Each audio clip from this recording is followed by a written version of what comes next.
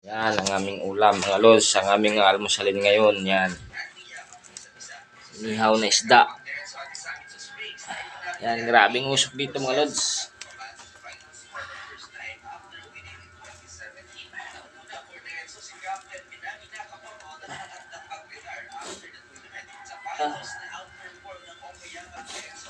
Yan. Dong, kaya pa? Tingnan mata mo.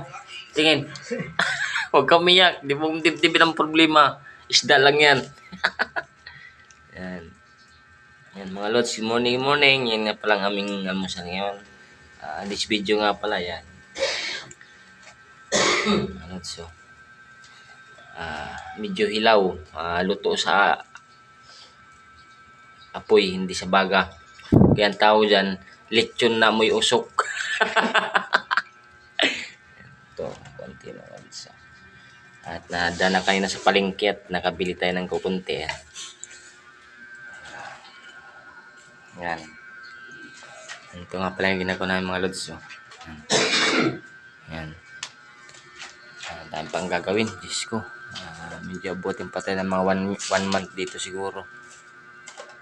Paggagawa ng bahay na to. 1 month or 1 month and a half din. No? Kasi paplasteringin pa natin ito mga lods. Yan. Pinapakita ko pala sa inyo. Hindi naman sa pag-ano. Pinapakita ko lang po kung anong aming ginagawa. Sa araw-araw. Yan. Ito yung aming work. Yan. At malapit na pa mag-boss mamaya mga lods. Yan. Yan. Sa pag-iihaw. Yan. Grabe. Yan. Alam paborito mong isda dong? Galunggong. Galunggong? Ayaw mo yan? Galunggong talaga paborito mo? Yan, napakausok dito mga lods. Tignan mo ang usok ko. Yan. Yan, dito pa kami natutulog. Yan, basa. Yan. Yan. Tulugan namin dito. Yan. Kabilaan. Yan. Yan. Kaya, nalalaman nyo lang ang aming pinagdadaanan sa mga construction worker. Yan. Napakahirap. Napakahirap dito ng posisyon. Yan, sunog na siya. Yan. Yan. Ayan na lechon na. Lechon na ano yan dong? Isda. Ayan. Sarap yan. Oh. Ganda pa ng pang-ipit niya. Oh.